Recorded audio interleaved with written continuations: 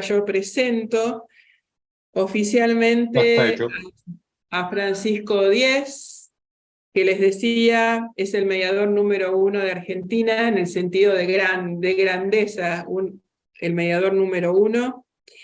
En realidad es el mediador 004 del Ministerio de Justicia de la Nación, ¿sí? Así que de los primerísimos en todos los sentidos. Trabajó como mediador de conflictos interpersonales entre 1992 y 1998. Trabaja desde entonces con una amplísima trayectoria y experiencia en conflictos sociales y políticos en América Latina. Esto lo ha hecho durante los últimos 25 años. Y ahí te voy a preguntar, Francisco, ¿cómo te volviste mediador internacional y en qué consiste tu trabajo? Así nos contás. Gracias por estar acá. Bueno, primero, no, al contrario, primero que nada, muchísimas gracias por la invitación. Qué lindo verlas, qué lindo saber que hay tanta gente prendida, que estamos en esta experiencia que organizaste, Graciela, junto con el equipo, que me parece fantástico tener la oportunidad de, aunque sea un toquecito, con cada uno. Y reconozco a mis maestras, a las que mencionaste, a Gachi, a Marinés, y por supuesto a la mediadora número 1, que es Arechaga, Patricia Valeria, y a Alejandro Lató, y a tantos amigos que venimos recorriendo este camino hace un montón de años. Yo tuve, digamos, la suerte de encontrar la mediación cuando me desilusioné de la política, ¿no? Yo comencé con la política en 1983 no, en el 81 en realidad, estudiando en la facultad, todavía época de la dictadura. Lo conocí a Alfonsín y me sedujo definitivamente. Comencé a militar en la Juventud Radical y tuve la suerte de poder colaborar en la campaña de Alfonsín. Y mi jefe era Dante Caputo, y cuando se asumió el gobierno, me invitó a trabajar con él como su secretario privado. Así que estuve todo el gobierno de Alfonsín como secretario privado del canciller y después como jefe de gabinete de la Cancillería, ¿no? Voy a compartir para, para hacerlo más gráfico y para no para tener el apoyo de manera tal que sea también más ameno. Entonces, esa experiencia de política internacional previa, cuando terminó el gobierno, me fui a estudiar una maestría a Harvard y ahí descubrí negociación. Y entonces me fasciné con la negociación, ¿sí?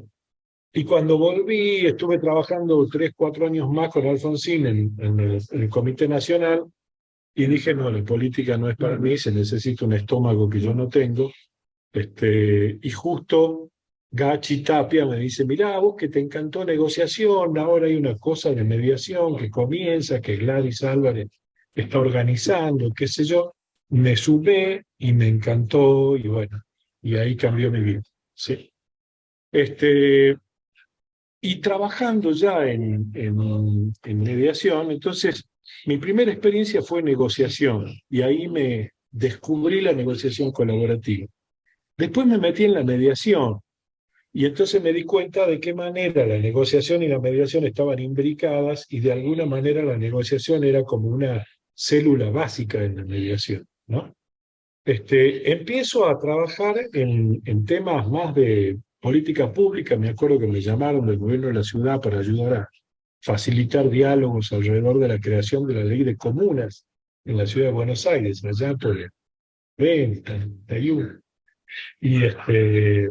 Y entonces comencé a hacer facilitación de diálogos y qué sé yo, y me di cuenta que era como un nivel adicional en donde tenía que incluir negociaciones y tenía que incluir mediaciones. Y bueno, me puse a trabajar en facilitación de diálogos. Ya tuve la suerte de que me llamara el Centro Carter, y comencé en el 98 a trabajar con el Centro Carter en América Latina, primero en Ecuador, después en Venezuela, en fin.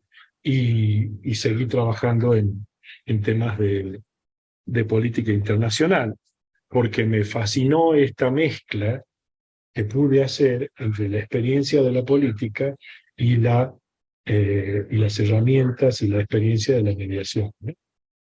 Hasta que encontré a Lederach en 2004. Yo estaba viviendo en Venezuela, trabajando en el conflicto de Venezuela entre Chávez y la oposición, y, y lo invitamos a Lederach a venir, a que dé una conferencia y a hacer unos talleres y qué sé yo, y dije, no, construcción de paz es el camino, que es un paso como un paso adicional, digamos, ¿no?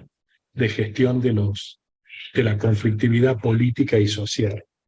Entonces, y como trabajé como argentino y como miembro de organizaciones internacionales como el Centro Carter, después Naciones Unidas, bajo el paraguas de PNUD, después, bueno, con otras organizaciones, con la Fundación de Forrest Whitaker, con el Instituto Kroc de la Universidad de Notre Dame, y después estos últimos años de nuevo con Naciones Unidas, siempre el tema de mediación y gestión de la conflictividad venía con el componente internacional, ¿sí? Porque yo formaba parte de una organización internacional en un conflicto en otro país que no era el mío. Entonces, ¿por qué estoy acá? Perdón. Entonces, vamos de nuevo. Sí. Entonces, ¿qué pasó luego? Comencé a trabajar en mediación en ámbitos políticos y sociales. Esa mediación involucra siempre actores públicos, estatales y no estatales. Y generalmente es multiparte, ¿no? Se involucran allí muchos temas de representación, ¿sí? Quiénes son los que entran en el proceso, cuál es el circuito de toma de decisiones, ¿no? De los que entran al proceso, quiénes son los que deciden, quiénes son voceros, quiénes son simplemente mandatarios, ¿no? Cuáles son los requisitos de inclusión para que ese proceso tenga legitimidad, quiénes deben estar, quiénes son los que tienen que participar, cuál es el rol de los medios masivos de comunicación, ¿sí? Son todos temas muy sensibles y muy específicos de la gestión de los conflictos políticos sociales, sobre todo cuando hay actores internacionales. Involucra políticas, bienes o espacios públicos y actores con poder. Por ejemplo, me acuerdo de una de las intervenciones que tuve que hacer en Galápagos, como yo era facilitador del PNUD, ¿no? Galápagos, Galápagos fue interesantísimo porque es un lugar único en la Tierra. Es un lugar en donde para aquellos que son abogados o que saben de derecho, es completamente loco, porque en Galápagos todo todo lo que está permitido es porque está en la ley. Si no está en la ley, está prohibido. O sea, rige el principio de clausura inversa. Todo está prohibido, salvo aquello que por ley está expresamente permitido. Entonces se generó bueno, hay una serie de regulaciones, está toda la comunidad internacional con millones de dólares para la preservación, y están los habitantes de Galápagos y los pesqueros artesanales que habían comenzado una huelga y una conflictividad social porque no los dejaban llevar adelante su pesca artesanal de una manera tal que les permitiera sobrevivir. Entonces, los objetivos de la conservación y los objetivos de la subsistencia encontrados allí, ¿no? Fue súper interesante porque tuve que lidiar con toda la comunidad internacional, con el gobierno del Ecuador, con los actores locales, con los pesqueros artesanales, con los sindicatos. Muy, muy interesante. Muy interesante. Hicimos un diálogo, paramos un poco la conflictividad y como siempre en este tipo de conflictos, los dos niveles, ¿no? El nivel, como dice Leibniz, el nivel del conflicto que emerge, ¿sí? O sea, el nivel de lo que se ve, de la crisis, y el nivel subterráneo, el nivel de las relaciones, en donde hay relaciones de exclusión, relaciones de opresión, relaciones de superioridad, relaciones en donde los actores internacionales muchas veces se comportan como si fuera de ellos, ¿no? O como si los tuvieran que obedecer, en fin, toda una serie de cosas. Los tipos de procesos generalmente se diseñan ad hoc, incluyendo mesas de diálogo, foros, negociaciones a varias puntas, procesos deliberativos, etc. El tercero puede ser un facilitador más que un mediador, dependiendo del contexto. Siempre para este tipo de procesos que además se diseñan ad hoc, el encuadre es fundamental. O sea, qué tipo de encuadre le voy a dar al proceso y cómo ese encuadre es explícito, en el sentido de que, como dice Patricia, el encuadre son los límites, ¿no es cierto? Que dentro de esos límites está permitido lo que está permitido de acuerdo a los valores de la mediación o a los valores del proceso colaborativo. Fuera de esos límites está lo que no está permitido y hace que el proceso se termine o se caiga, ¿sí?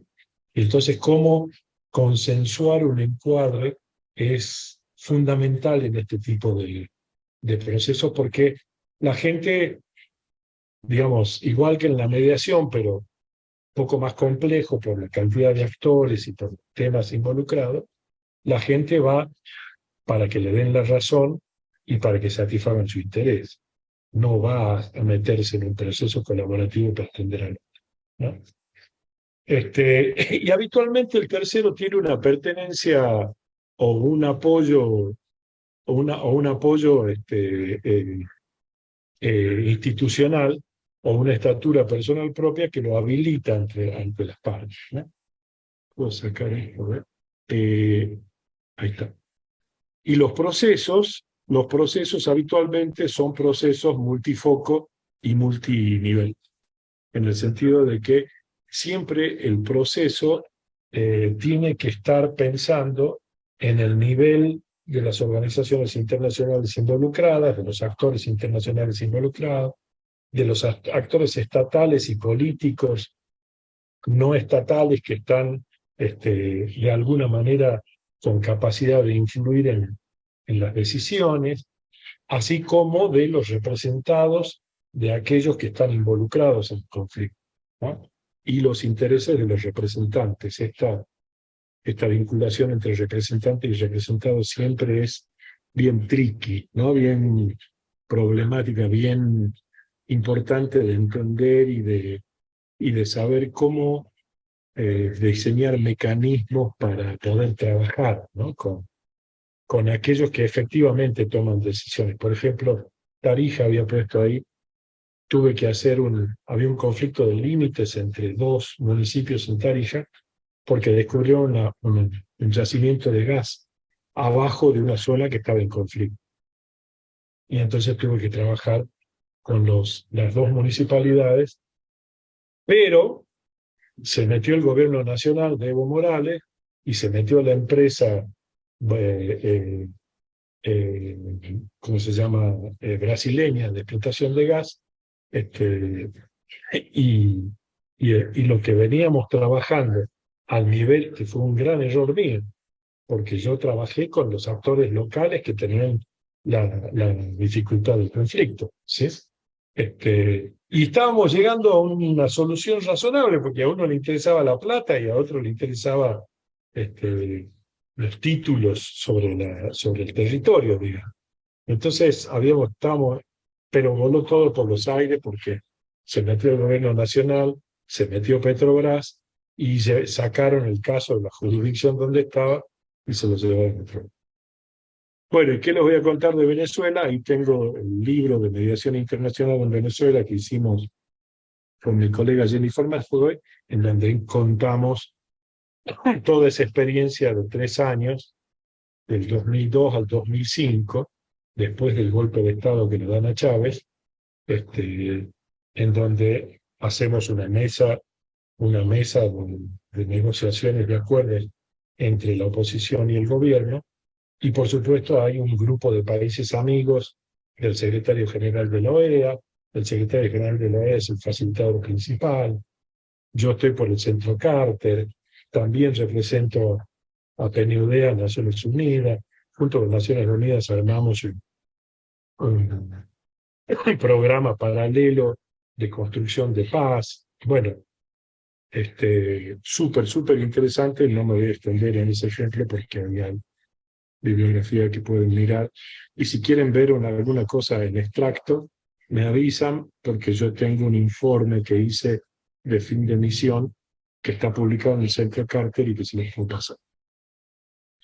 Y después, mediación ya internacional, específicamente, propiamente. Mi experiencia está en el conflicto entre Ecuador y Colombia, en donde, bueno, son actores públicos y representantes de países distintos, o de guerrillas. En estos últimos 3 años que trabajé con Naciones Unidas en la unidad de mediación de Naciones Unidas, muchos casos de guerrilla interna con el Estado.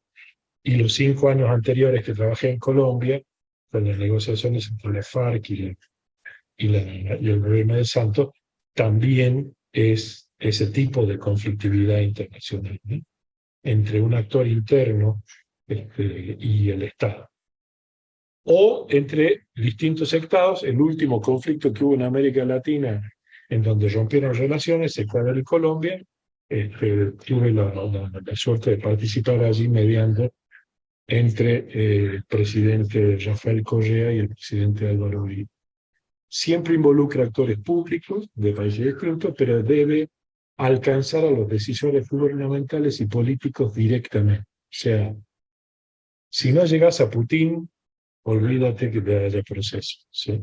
Si no podés hablar con Isaac Shabir y con el jefe de la Organización de Liberación Palestina, no se puede hacer una negociación verdadera. Puede no conectarse con otras iniciativas del campo diplomático, que son el Track 1 o el Track 2, ¿no? La mediación internacional Track 1 es la que hay entre Estados, la Track 2 entre sociedad civil, y por ejemplo, este caso de Ecuador-Colombia, nosotros le llamamos una intervención de Track 1,5, porque yo pertenecía al Centro Carter, que es una ONG internacional, pero que trabaja con gobiernos. Entonces, no es un Estado, no es una organización estatal, pero tampoco es puramente una organización no gubernamental o de la sociedad civil por la estatura de Jimmy Carter. Entonces, es una intervención 1,5. Habitualmente los mediadores tienen legitimación basada en su autoridad personal, eso es lo que ya dijimos antes. Se diseña siempre un proceso ad hoc en las mediaciones internacionales. O sea, y esta es la maravilla de la gestión de los conflictos en el ámbito internacional. Uno se va haciendo especialista en diseñar procesos que se ajustan a la situación y a los actores, ¿no? Y esas etapas preparatorias previas son en gran parte lo que determina el resultado del proceso, ¿no? La etapa de prenegociación siempre es la más importante. Por eso, por ejemplo, ustedes ven que en las últimas negociaciones en Venezuela se ha fracasado una vez tras otra, o las negociaciones en Nicaragua, los diálogos se han fracasado porque no se ha trabajado suficientemente en la etapa de prenegociación, en el diseño del proceso. En el caso de Colombia, por ejemplo, con la negociación con la FARC, la etapa de prenegociación fue fundamental, fue bien hecha, llevó mucho tiempo, ¿no? Fue hecha muy a conciencia, y después de 2 años de esa prenegociación se hizo pública y se entró en la negociación propiamente, ¿no? Relevancia del encuadre, de nuevo, porque la gestión de la conflictividad es intensamente política. Entonces hay que entender cómo funcionan las dinámicas políticas, ¿no? Me acuerdo, no se le puede llamar una intervención internacional, pero el año pasado estuve facilitando una mesa multipartidaria en Bolivia, aunque sí, porque yo era parte de Naciones Unidas. La mesa estaba convocada por los alemanes y estaban representantes de lo que podemos decir del partido del MAS y del partido de los partidos de la oposición, las reuniones secretas, y se empezaron a pelearse entre ellos sobre si había habido fraude en la elección de Evo Morales, decían unos, y otros decían que había habido golpe en contra del gobierno de Evo Morales. Esta discusión entre fraude y golpe, que todavía de alguna manera persiste en Bolivia por los hechos del 2020, 2019 y 2020. Y entonces, como facilitador, tuve que entrar en la discusión y decirle, miren, disculpen, pero esto no es un lugar para ponerse de acuerdo en todo. O sea, el primer acuerdo que tenemos que hacer en un contexto como este es que vamos a mantener ciertos desacuerdos que son importantes para usted. ¿Ah? Entonces, hagamos el acuerdo de que vamos a mantener desacuerdos y que esos desacuerdos son respetados. Bueno, por ejemplo, ¿no? Como parte del encuadre. Y la mediación internacional casi siempre incluye negociaciones múltiples tipo go-between, ¿no? Esto de, como yo hice la negociación entre Colombia y Ecuador, viajando de entre Quito y Bogotá, y bueno, ahí hay un cuento también, fracasé 3 veces, finalmente la tercera salió bien y logró hacerse un acuerdo que restableció las relaciones a nivel de encargados de negocios entre los países. Bueno, corrí, ¿cómo corrí? Y son las 49, así que estoy Ah, mujer, cumpliendo, como me dijiste, Graciela, 20 minutos, media y hora, a un media hora. pantallazo así. No, bueno, pero vos me dijiste que yo hablara 20 minutos y luego conversamos. Ah, Lo sí, que más me interesa es poder hacer un intercambio, exacto. con los participantes y Además, recibir preguntas. muchos de ellos han leído tu libro de herramientas para trabajar en mediación. Muchos de ellos son mediadores, no todos, así que muchos han leído y otros pueden leerlo ahora. Y es un libro súper interesante, uno de los primeros libros, además del cual aprendimos todos.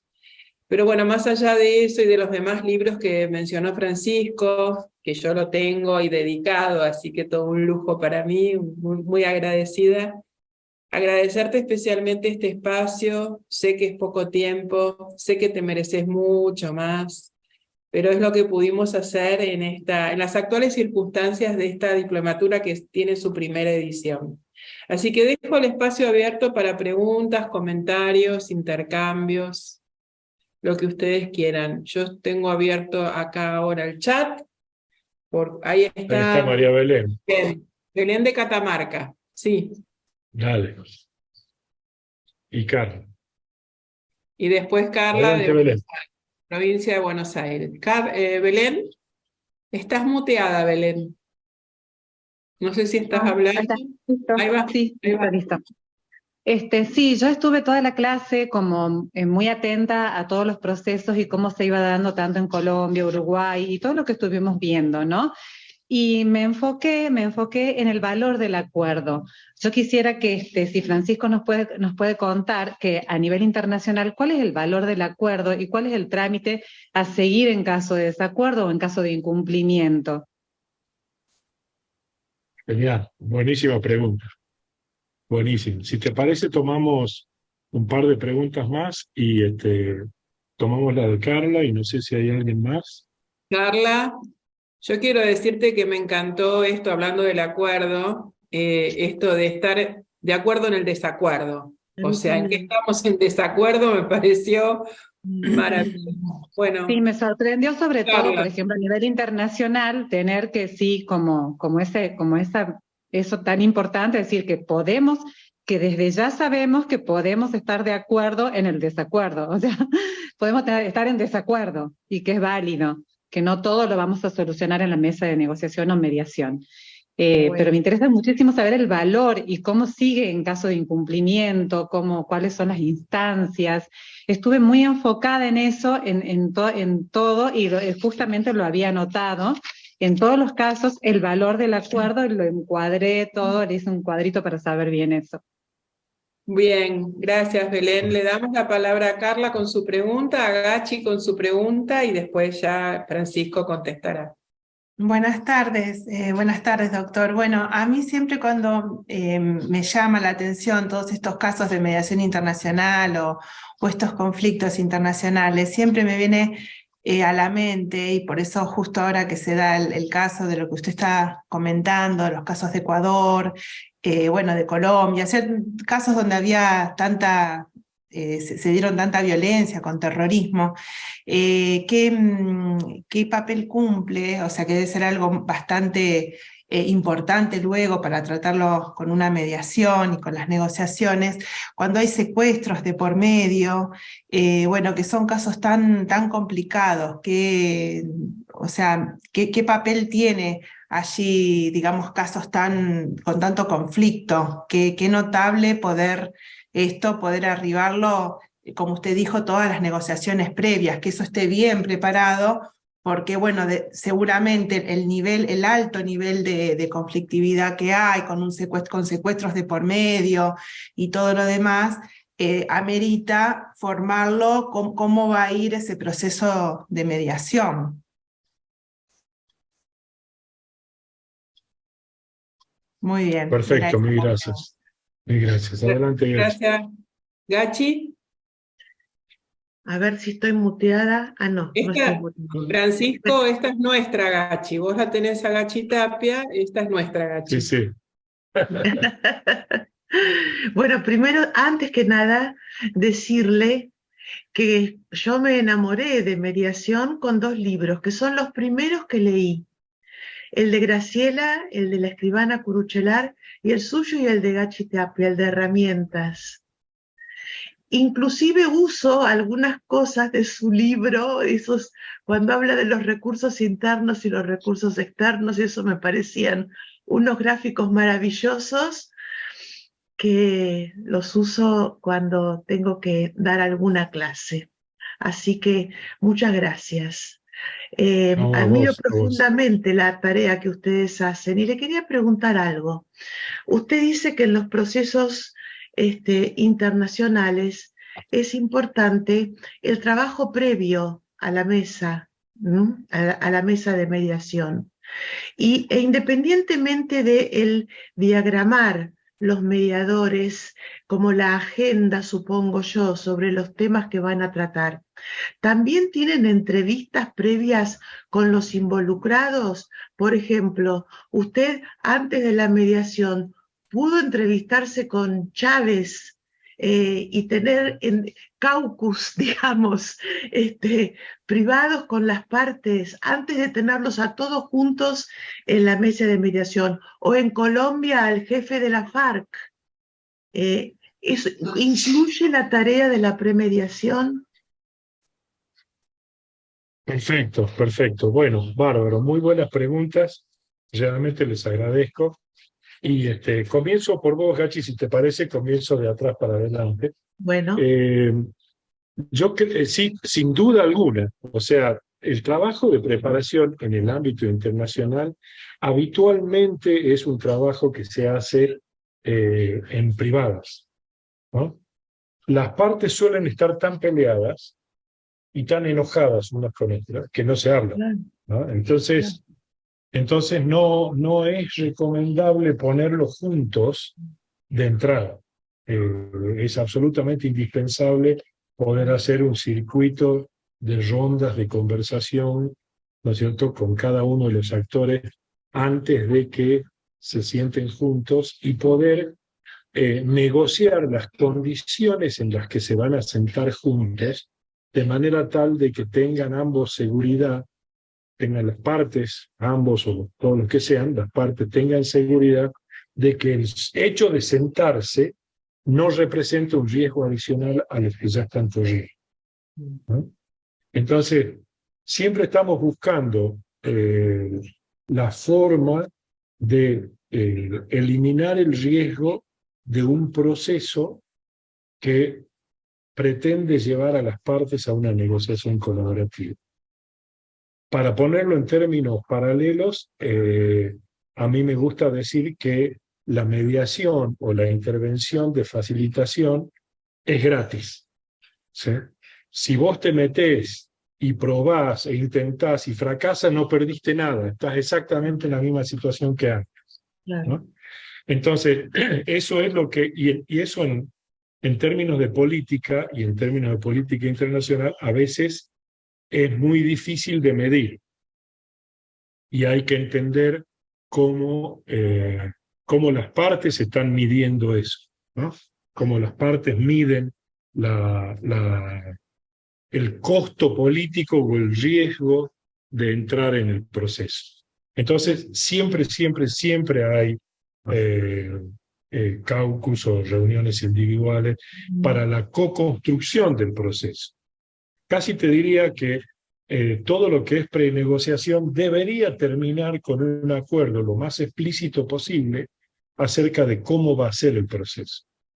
Y Claro. ese acuerdo es el encuadre procesal que decía antes, que es súper importante, ¿no? Por ejemplo, en el caso de Venezuela, cuando estábamos con el secretario general de la OEA en el 2002, yo elaboré una síntesis operativa de una página en donde estaban los puntos más importantes de lo que iba a ser el proceso, ¿no? Y esa página es la que negociamos para poder instalar la mesa de negociación y acuerdo. Bueno, Porque, voy a la perdón, segunda pregunta. Veo que ya está. una sola, una última que lo tengo acá. Porque Diga. eso en realidad debe pasar porque las partes, para sentarse a la mesa, necesitan cierta seguridad de que el hecho de que se sienten no significa de que van a claudicar en sus posiciones.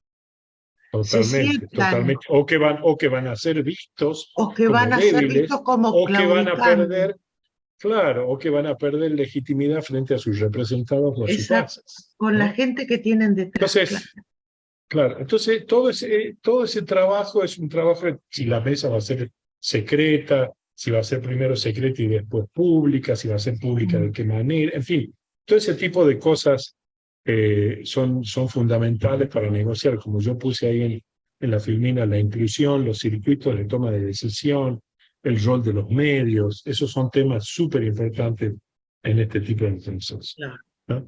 Y con respecto a los recursos internos y externos que decís del libro, vos sabés que eso lo elaboré en un seminario de mediación internacional que hice, bueno, fue en realidad 6 meses en Londres, estudiando mediación internacional, y que es lo que me llevó a dedicarme a mediación internacional. Así que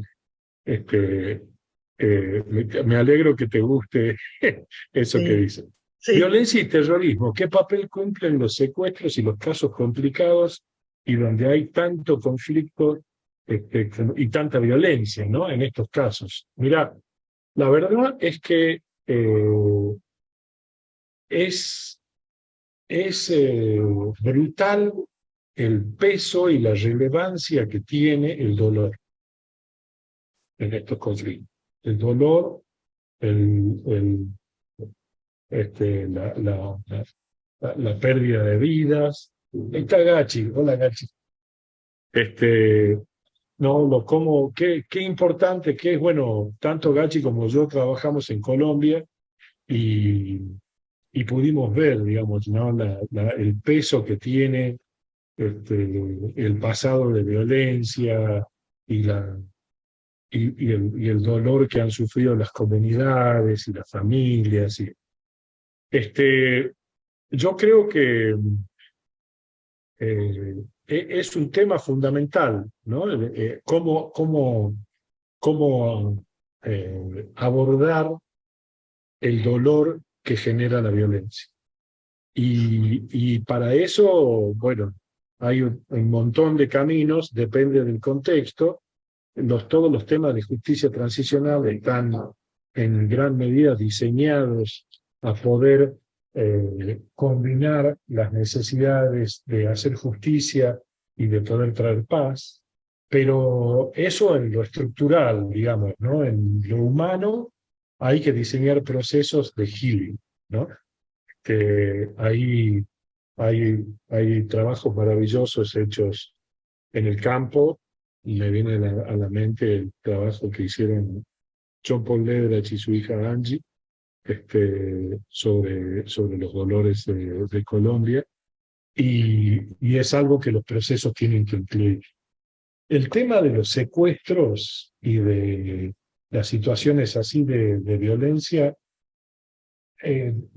o sea, hay que abordarlos en la etapa más temprana posible. Por ejemplo, tuve el caso de la intervención en la crisis de Ecuador, en donde los movimientos indígenas que se rebelaron contra el gobierno de Moreno habían secuestrado 8 policías en medio de los conflictos, y los tenían retenidos.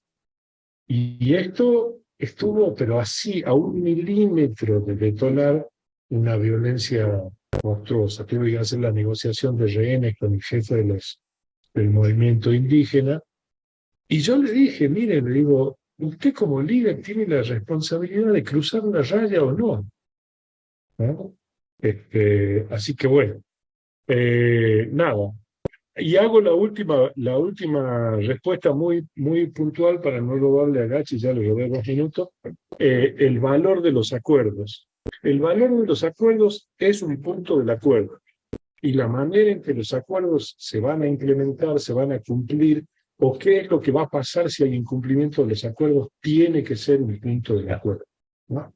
En mediación internacional y en los procesos internacionales, habitualmente se incluye, ¿no es cierto? Bueno, en los acuerdos de paz, mecanismos de seguimiento y de implementación del acuerdo de paz, en los acuerdos negociados entre estados, qué va a pasar si no se cumple, pero en el fondo,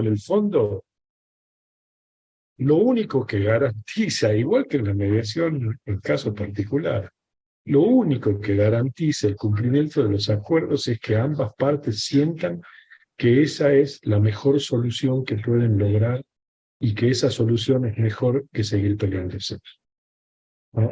o que continuar en la confrontación. Entonces, el trabajo de mediación, aún a nivel internacional, aún con jefes de Estado, aún con temas conflictivos de la realidad internacional, tiene que tener en cuenta los aspectos personales del que participan y firman ese acuerdo. Si ese líder personalmente está convencido que ese acuerdo cierra el ciclo de conflicto y de confrontación, pues entonces el acuerdo se va a cumplir. Si ese líder no lo siente, o si sus bases se sienten traicionadas por ese líder y el circuito decisional no se cerró, entonces es muy probable que se sienta que los acuerdos no están cumplidos, o que no se cumplan, ¿no? Hay una enorme cantidad de acuerdos incumplidos. Ahí cerré. Listo.